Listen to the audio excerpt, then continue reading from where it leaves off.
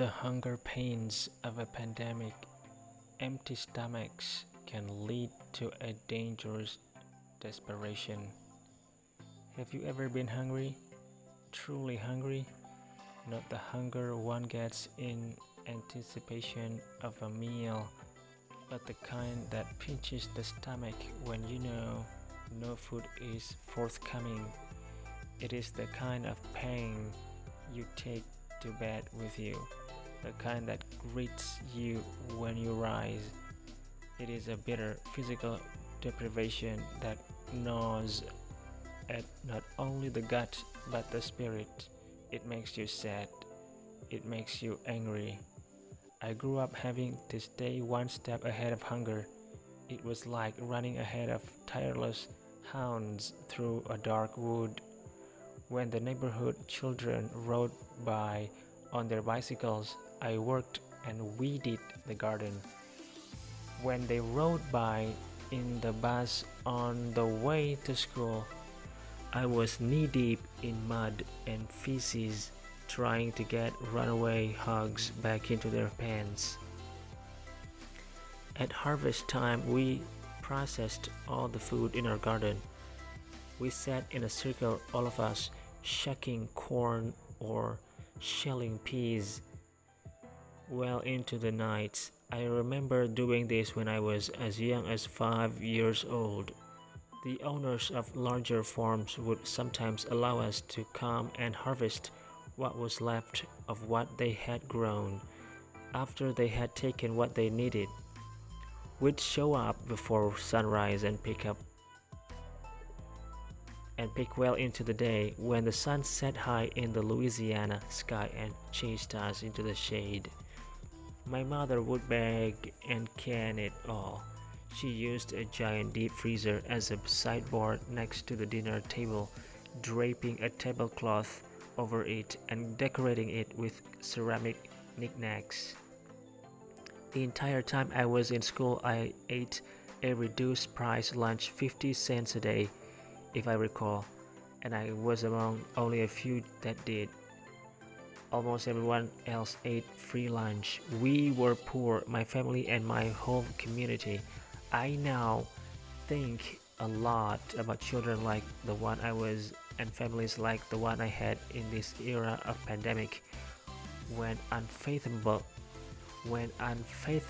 job losses are hitting low-wage workers hardest, when schools were where poor children ate free lunches are closed, when there are now regular news stories of food banks being inundated with desperate families in need of help.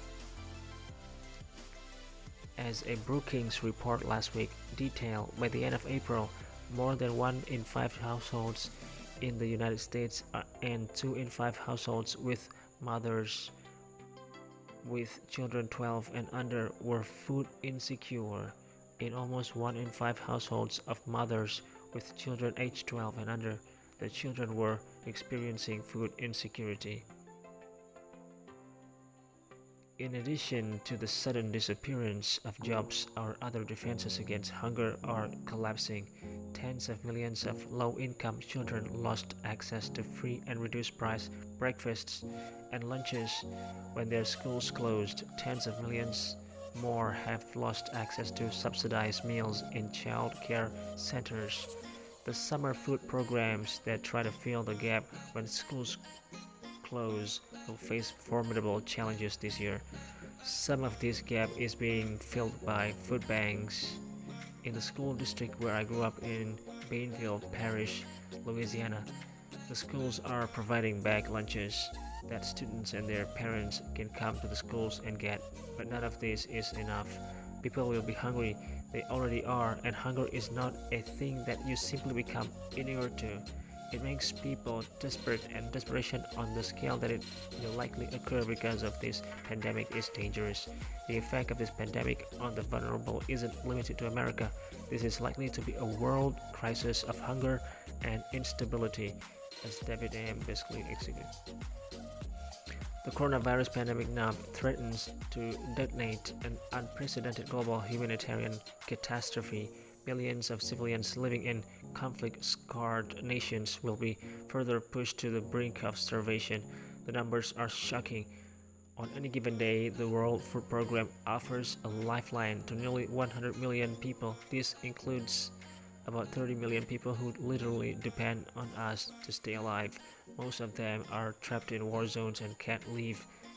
The US is far from a war zone, and yet we still tolerate an extraordinary level of food insecurity, one of the worst among developed countries.